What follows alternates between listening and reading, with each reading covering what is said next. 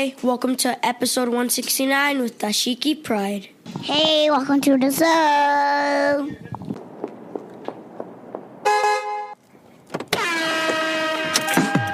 Hey, this is Raina Campbell, your Chief Dream Driver, and welcome to the No Parking Podcast, where through conversations and discussions with creators like yourself, we'll find interesting approaches to help you take your dreams out of park, put them in drive, and ride towards success.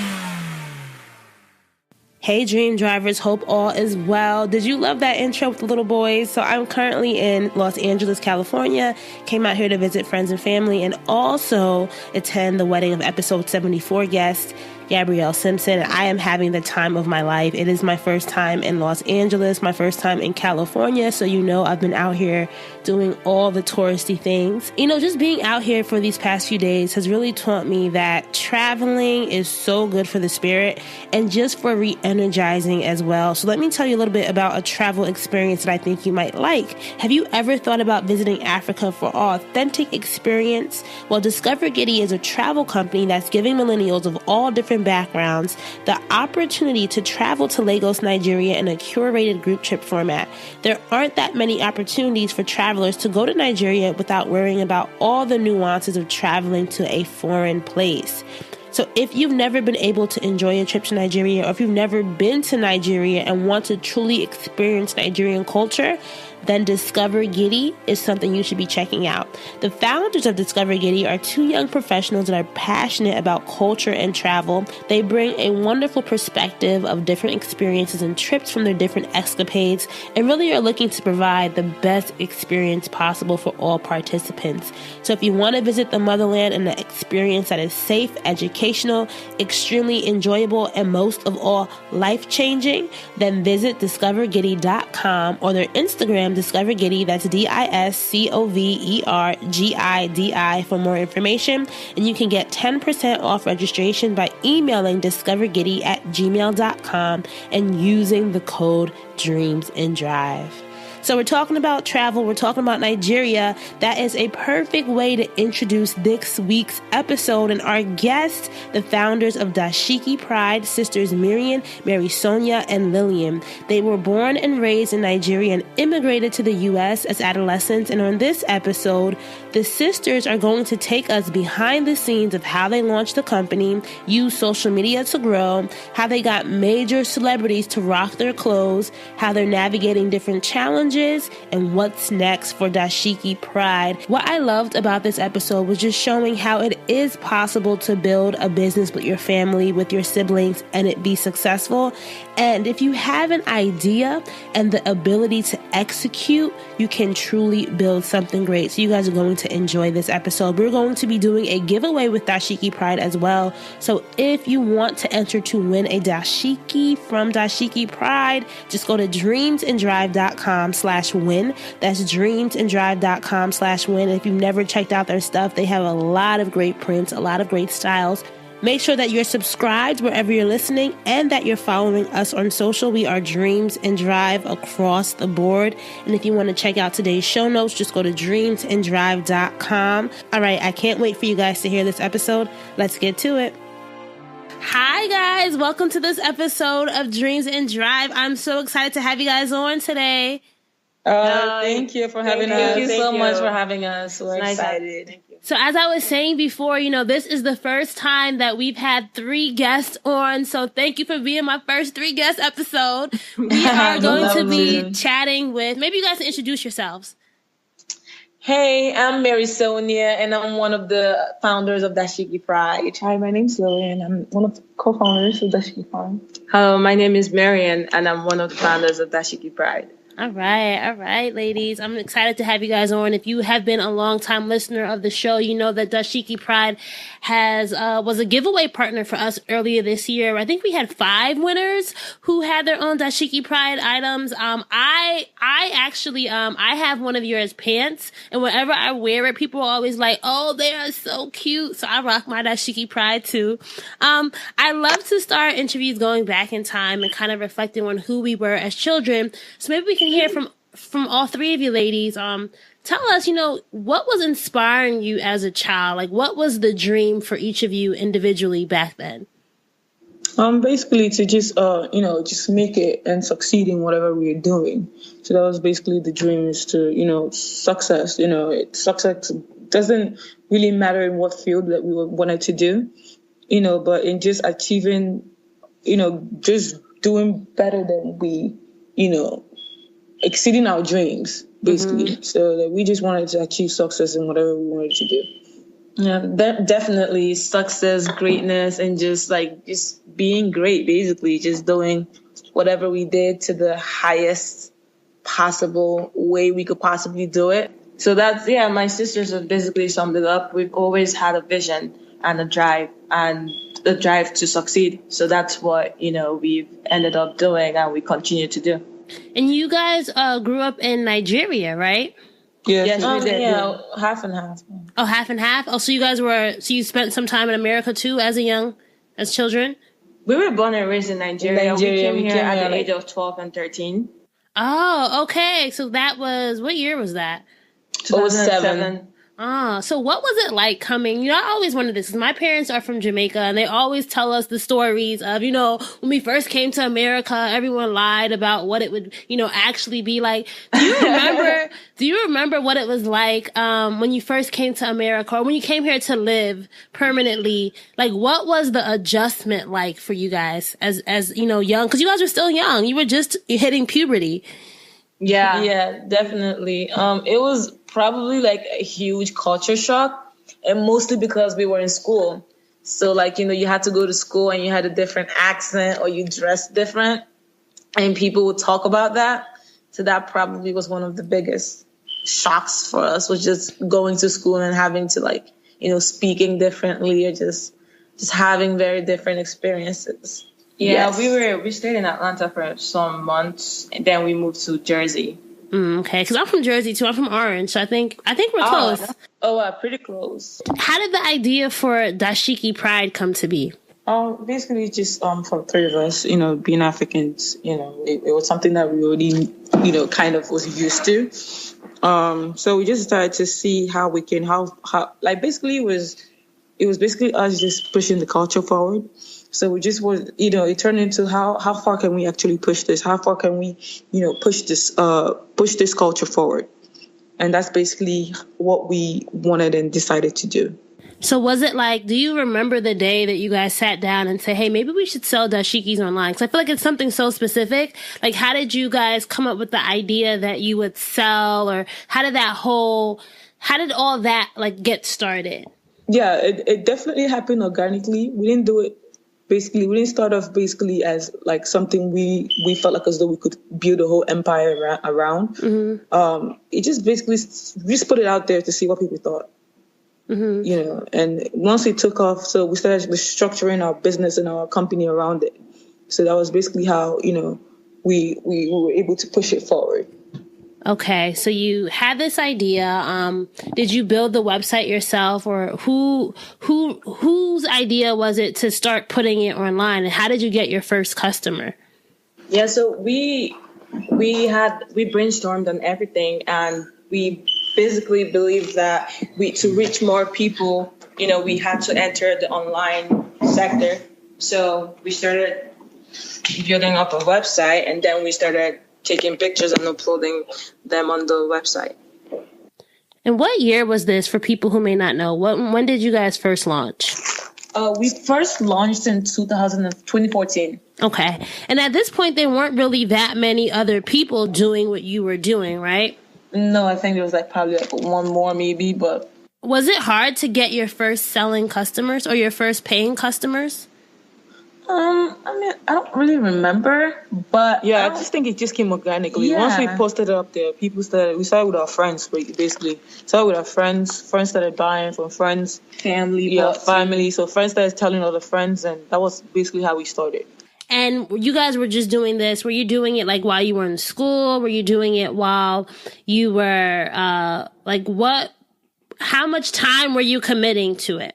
Yeah, we put a lot of time into it. We were all in school at that time. We were in college. As the business grew, we started putting even way much more time into it. So that was basically what we did. So we took it as the day came.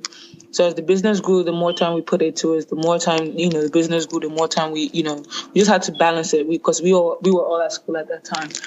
So we had to just figure out, when we're done with school, we shared the jobs and stuff, and everyone played their role, and we're here today. So what are the roles? Like, if you had to say each sister, like, what is your expertise, or what is each sister responsible for that has really contributed to the business growth? So basically, our normal, our normal responsibilities intertwine in the sense that we brainstorm together, we make designs together. Our roles changes. So I could do what Lillian, my sister, could do. Lillian can do what Mirian could do today. It changes. So we work as a team that way.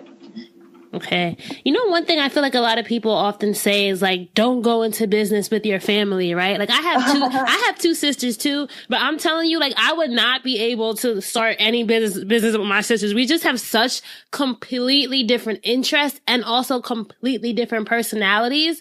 But what makes your sistership or, being entrepreneurs and running a business together work? I think it's because from a young age, all we've ever wanted was success and greatness, right? So when the three of us are discussing our company or anything in the company, the thing we really want is greatness and success and putting our bigger vision out there, which is making African clothing a success. So anything we do is for the betterment of the company. So even I don't mind, putting my idea down if I feel like Lillian's idea will be more successful or is more into the bigger picture of the company. So basically when you put your company first and not individual interests or individual egos or individual anything individual, that has to leave, and your number one thing has to be about the company, the mission, the bigger view. In the early days, do you guys remember what a big challenge for you was, and how did you work through that challenge? The early days, because I was in college when this started, so basically definitely managing school and the business. That was probably the biggest one. Because if you're in finals time and you have a paper due or tests, you still have customers, you still have a summer collection to put out, you still have things to deal with. So just being able to manage the two was pretty difficult. Yeah, definitely. The time balance was a lot because we had really important. School was pretty very, very, very important.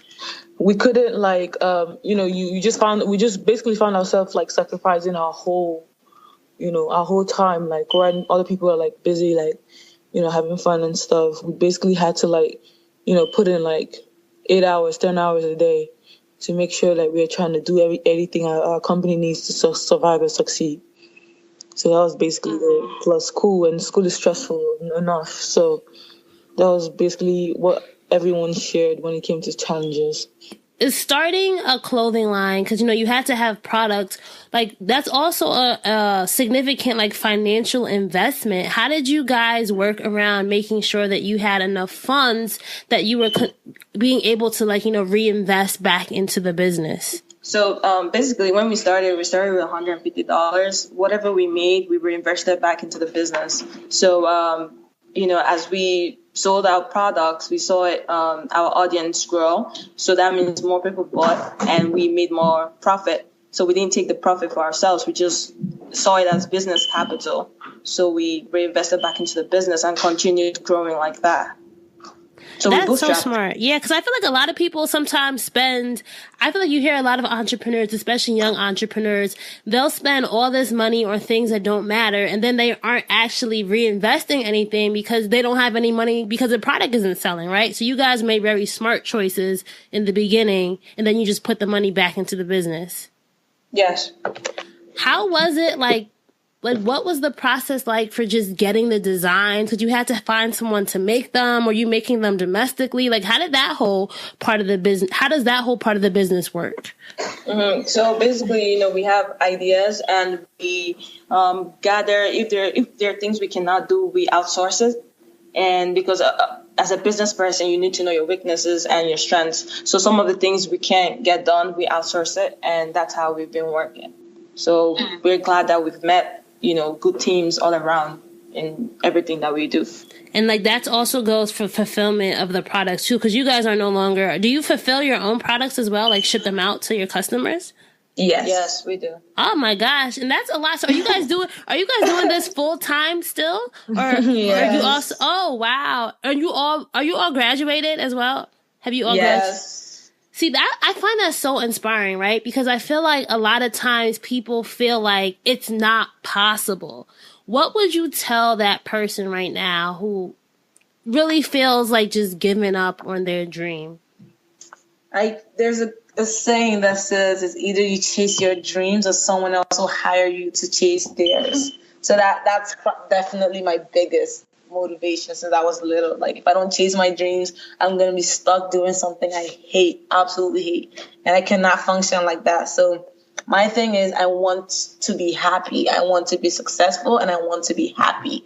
So the only way I could do that was really pursuing my dreams. So my happiness and my success is extremely important to me. And I'm willing to, go the extra mile or put in the extra work. So just think about your vision and think about what you actually want to be and just chase it with every single thing in you. Like, I promise you, it'll work. And if it doesn't go as well as you plan, you'll probably find something else that'll be great too. Just the road will be so rewarding. Did you guys ever get any pushback from family members or your parents? Because I know my parents sometimes they're like, "What is this podcast? What is this? No, what?" It's like they're Jamaican. I have such a bad Jamaican accent, but sometimes it's very hard, especially with immigrant parents, because they want us. Me being a first generation American, they're like, we came here so you wouldn't struggle, right? Go be a doctor, go be a lawyer, go be this. Have you guys ever faced any of that from your own family? So, initially, because we started in school, because, like you said, my mother, she wanted to make sure you're in school. So we were sacrificing our time and making sure that we still had, our school momentum going on. So she was like, okay, you guys have something on the side. All right, good. I did biology. So I was supposed to go on to be a medical doctor. Ooh, girl. Girl. Okay. Yeah. So, it took some convincing. And when she saw we were also blessed that our business picked up. So she saw a tangible, something tangible she could hold on to. We could show her, oh, look at what we're doing. So when we did that, she was like, okay, all right. But initially I was supposed to go on to do medicine, but I had to convince my mom. Yeah. And there's also the point too where you realize that it's not our parents' dreams, it's our dreams, right? I feel like a lot of times I've had to tell myself, they did their life, right? If I want to pursue this podcast or if I want to do this, then I have to be okay with maybe they'll come around eventually, right? They always come around. They in some parts they'll tell their friends, like, "Oh, I'm so proud of what my daughters are doing." So they may not initially be fond of it, but once they see that you're out here and you're successful, that's really important. Yes. One thing that I think you guys have done very well is just growing a very strong social media brand. And I feel like a lot of entrepreneurs who especially are selling products online, that's something they struggle with. What tips would you have for, someone who wants to be successful on social media? And when I say successful, I mean, you could have a good social media brand, but if it's not helping you drive sales, then that may not always be good. So what are you guys doing, or what tips would you have for that person who's trying to drive sales through their social media platforms? So basically, you need to have a mission. You need to understand what your brand is, and you need to know the message you're trying to send across to your audience. Also, doing that, you also have to have a targeted niche. Who are you targeting to? So when you do that, you need everything that you post to be centered around that. You cannot deviate from that stance that you've chosen to follow. And you have to appeal to your audience. You have to know what time to post.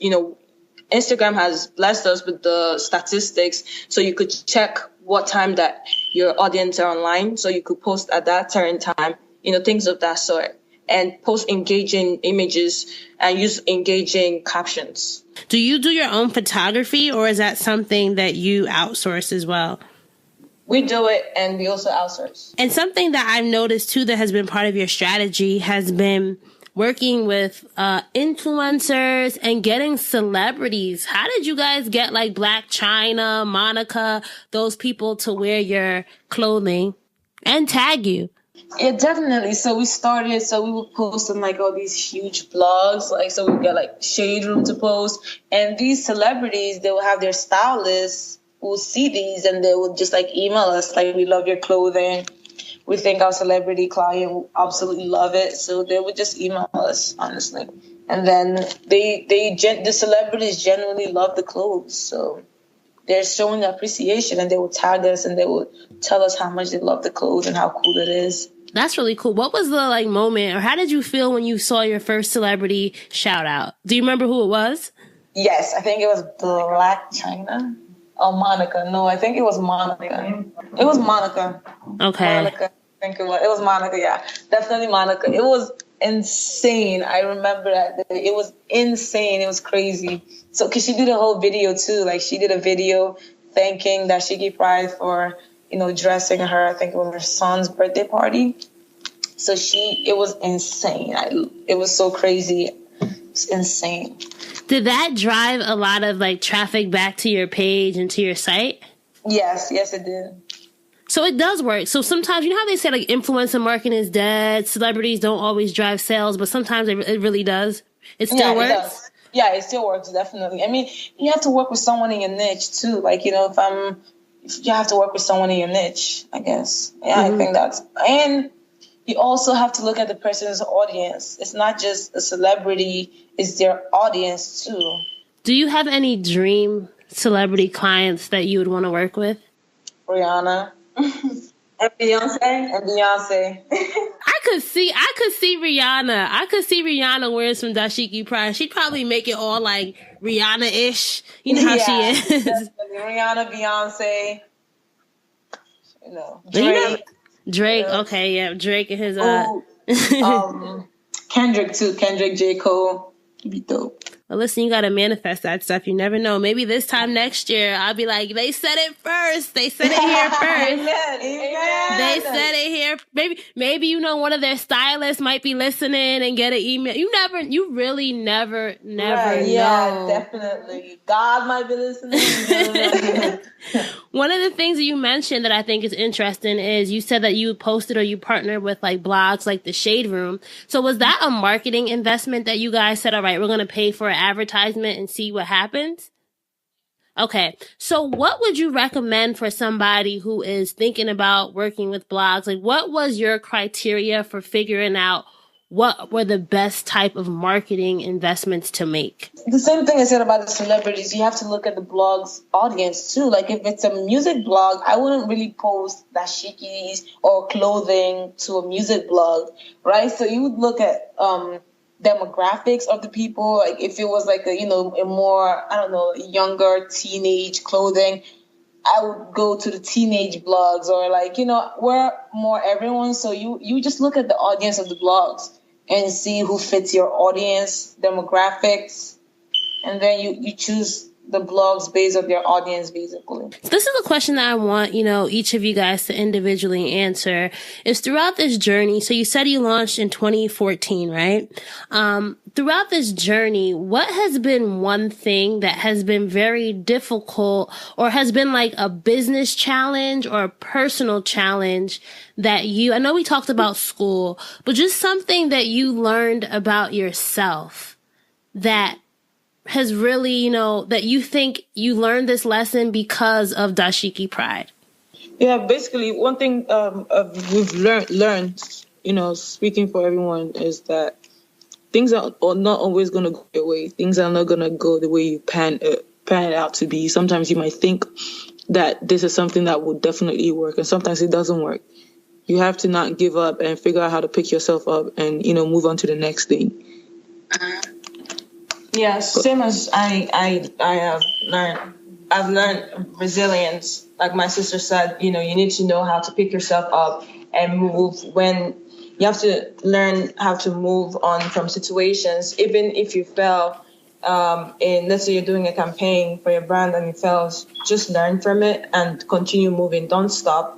Don't let it be the thing to define your vision. Just learn from it and just keep on moving. So resilience is something I've learned. Yeah, definitely. It's the same thing. Just don't take things personally. Just, if something doesn't work, it's not because of you. It's just, this maybe the strategy. Just go back and look at it again. And if it's not working 100%, just leave it alone and just be open to new ideas. Just never look down on anything. Be ready and up and going, ready to get the job done.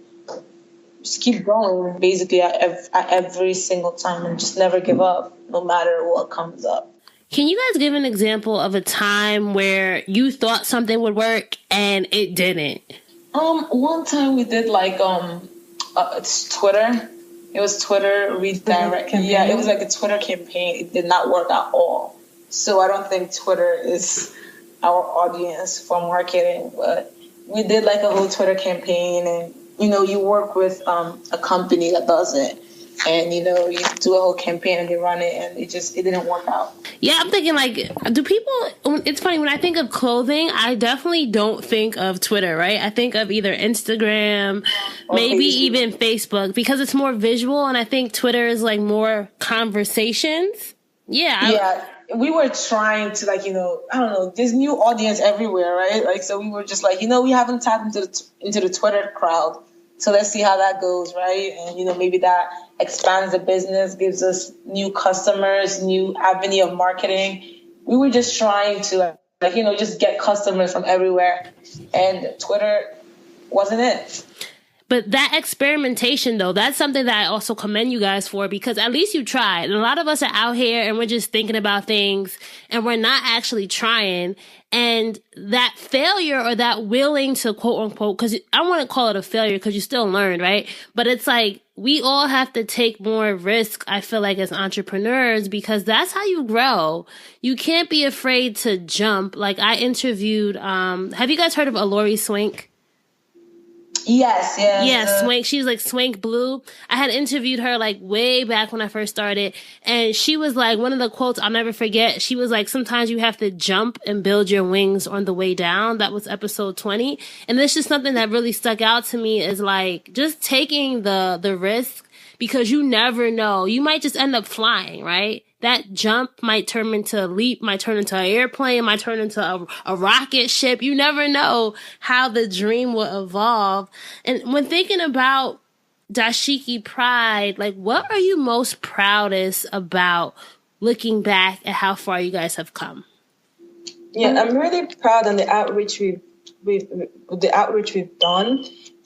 Seeing people having pride in their clothing and tying it back to their roots is something of immense joy. And the fact that we've been able to reach people, even not just only roots, like to be free, because it's a vibrant color. Our clothing are very vibrant. It's not the norm. So like people being able to enjoy that and being free about that is something of great joy for us. That is also, I feel like that is so inspiring as well. And like, what would you guys, or how do you guys handle competitors now? Because with any industry, when you're the first one, right? When you're one of the first, there's always people looking at you, people who are like, oh, I can do that better. How do you kind of handle the competition, or do you at all? Do you even care about the competition? I mean, we care, because at the end of the day, we're business people and you're supposed to care, but you're not supposed to let it get to you. You're not supposed to let it affect what you're doing. You're supposed to just keep working. If anything, it motivates you to work even harder, because there are people trying to take your spot. There are people trying to be what you are. So you just have to work 20 times as hard or even harder just to keep that spot, to make sure you're always one step ahead. Think 6 months from now. Like, you just always have to think ahead and just work extremely hard and just do you. Like, you cannot try to compete with, just chase someone else, because then you lose your mark. You lose what you are. Do you, but be a visionary and work extremely hard. What are some resources that you would recommend to our dream drivers to really check out, or tools that have helped you guys when building Dashiki Pride? Definitely Instagram, because with Instagram you have the popular page, so you could explore page. So you could just see what any influencer is wearing right now, or who is who, or there's like if you click an influencer, there's like a button where every other influence in like that kind of field shows. So there you could just target all the beauty influencers and music influencers and comedy influencers. So that really helps when it comes for getting influencers to wear your clothes. Facebook is huge too, because that's where people like share personal things. So you get to see what people are reposting, what clothes they're liking, who likes what. Basically social media. Mm-hmm. I love Instagram analytics too, like you guys were mentioning earlier. I think if you're a business, you should definitely connect it. Have your Instagram analytics on. It tells you all you need to know about your audience. It tells you what times to post. And a lot of people people are scared of analytics. Don't you I don't understand that. If you're if you're trying to run a business, why are you scared of looking at your analytics? Like, has that helped? How has looking at analytics helped you guys grow the business? It has really helped us a lot because, again, it gives you an in-depth look at the audience that you're garnering. So it allows us to know how to, position our pictures, things of that sort, and how to market our products. So it really helps. Mm-hmm. I mean, it's like when you look, that's why they have in bio terms, we have microscopes to look into cells and things like that. So it's like it helps. Anything in-depth works. Could you guys ever see yourself having like a day job, like a corporate 9 to 5? For now, that's not the vision we have for ourselves right now. We want to keep growing different things. We have plans to keep growing different businesses. Yeah, so what's next? Like, what's next for Dashiki Pride? What are some things that we listeners can expect from the brand, or even from you guys individually? Because I know you each have like your own projects that you work on as well. We just did an app called Afrimoji. It's an Afrocentric keyboard app. I mean, we did it last year, but like, just in case people don't know about that, but like, we did that, and we're going to drop an apparel for it. Yeah, and we have a fall collection for Dashiki Pride coming. And we also have an event. We do every year, we have a Dashiki Pride Fest where we gather people to come and celebrate the culture, the African culture, the Afrocentric culture. This app, I'm looking at your Instagram page now, like, did you guys have to work? Like, this is pretty cool. Like, how did you guys come up with this idea? For the Instagram page? For the Afrimoji, the emoji app. It's all part of our vision. We want people to know about the Afrocentric culture. So in everything, like events, we're doing the fest. We did it in tech with the keyboards. We want people to be able to go on their phone and relate to the emojis they use, because the ones that is being given to us on our phones, it doesn't really relate to people of our kind. So we want people to feel comfortable in that sense. So we're also doing it through clothing, through Dashiki Pride. So we want to tap into different industries to introduce that good sauce, I call it. Well, I'm excited, and I think that our listeners, I just want people to be inspired. Like, how old are you guys? Like, do you mind telling your ages? Because I feel like it's inspiring. Like, I'm 27, and people always are like, oh, when I was your age, I wish I was doing this. Like, there's no age limit. Like, even if you're young or you're old or whatever, like, you can get started anytime. Yeah, you can. Don't be scared. I'm 24. My sister is also 24. We're twins. Marisonia is 22. Yeah, so don't be scared to start. You're not too young. You're not too old to start things. The thing that, you just need to try. So you have to take that step and try. Yeah, and don't let people who are, I call them dream killers. There are people sometimes in your life who may want to talk you out of it, right? Oh, you guys have your whole life to start your business, stay in school or do this. Like, no, if you have it in your heart, as you guys have had this vision and this mission in your heart, you're not going to let what somebody else says deter you. Yeah, you should not. You should not, because, when you listen to people all the time to validate your vision, then you might end up not having any vision, not going anywhere. So you have to just take that stride and just keep on moving. Try and see how it works. So as we wind down, I'm just interested, who are some of your business or, entrepreneur mentors in your head, or people that you look up to in the business, or whether they're people we know or people in your personal life? Who are people that you really admire? My mom, and she's an entrepreneur as well. I've always looked at her ever since I was young. She has always stood out to me as a good role model, business-wise and personally. So yeah, my mom first, and I read a lot of articles online. So different people like Damon Green, Mark Cuban, I read their articles, so they help as well. Yeah, definitely my mother, and for me, definitely Sheryl Sandberg. She's the COO of Facebook. I really love her. So Yeah, and definitely for me, my mom too. For now, she's the only one that motivates me because, she's been through this whole phase before. She's an entrepreneur herself. So, she's someone I look up to very much. What's the best piece of advice that you've gotten from your mom since you guys have started? Basically, to never give up. So she, watching her do business, she went through a lot of phases. And she's told us, look, I've done this kind of, sort of things before. Don't give up. Don't stop. Keep it moving. Keep on going. And always have God at the center of everything. I think that's one of the biggest thing for me, because our faith is one of the things that drive us. She let us know that, you have to put God in the center of it. And we did that. So it has also helped us a lot. All right, ladies. Well, thank you so much for this interview. We are going to now head into our lightning round. So I do this with every guest. Okay. So for the lightning round, we are going to, I'm going to give you a prompt, and I want you to just tell me the first word that comes to mind. And remember, we're sticking with our whole dreams and drive metaphor. So think about gear shifts in a car. Okay. First word is park. Car. Reverse. Cha-cha slide. Oh my God.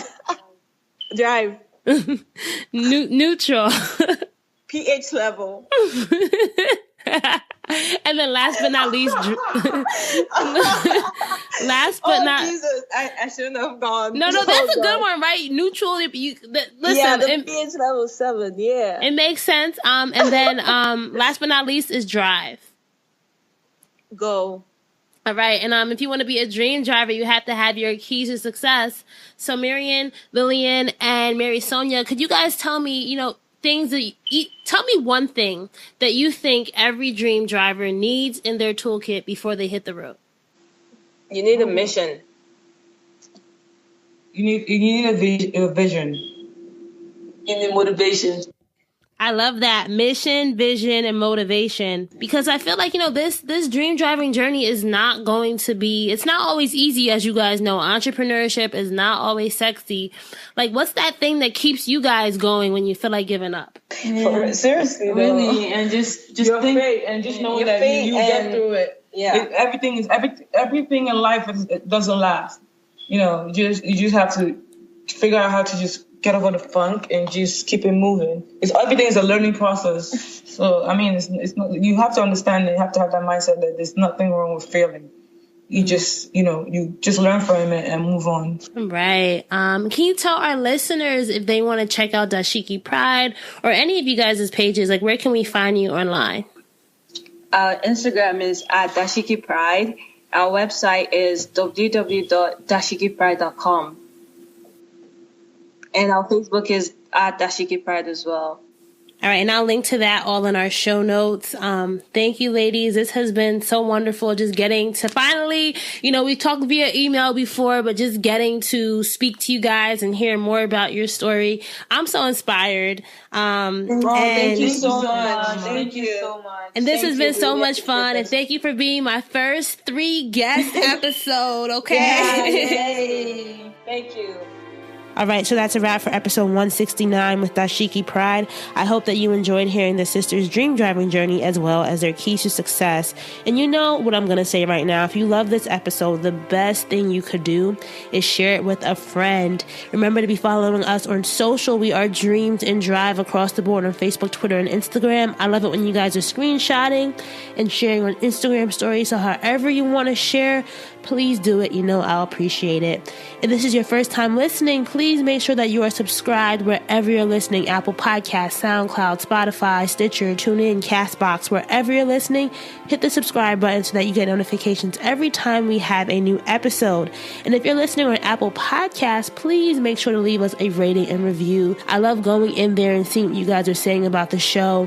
And it's such a great place for me to get feedback and a way for you to communicate with me what you love about the show, your favorite parts, all that good stuff. And when we have new reviews, I always read them on air, so you might hear your review in the next episode.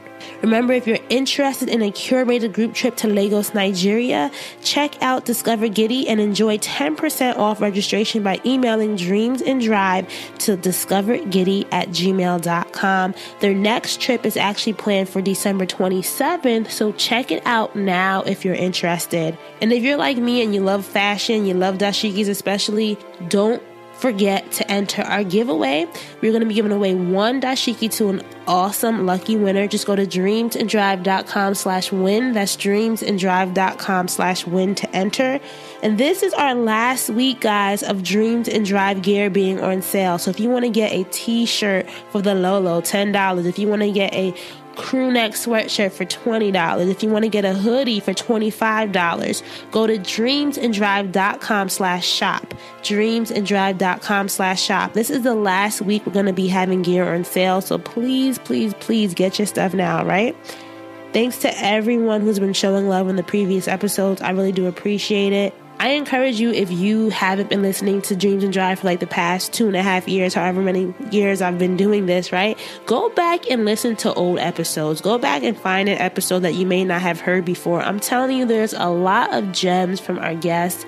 And I'm not just saying that because I'm biased and I think all the episodes are great, right? But I really do believe that there are a lot of things that you can learn, even if you re-listen to one of your favorite ones. Like, I forgot that I interviewed Mahisha Dellinger of Curls, and now she has like this show on OWN. That was episode 4. So go back and listen to that one, right? There's so many good ones from the years 2016, 2017. Keep dreaming, keep driving, and we're going to chat again in episode 170.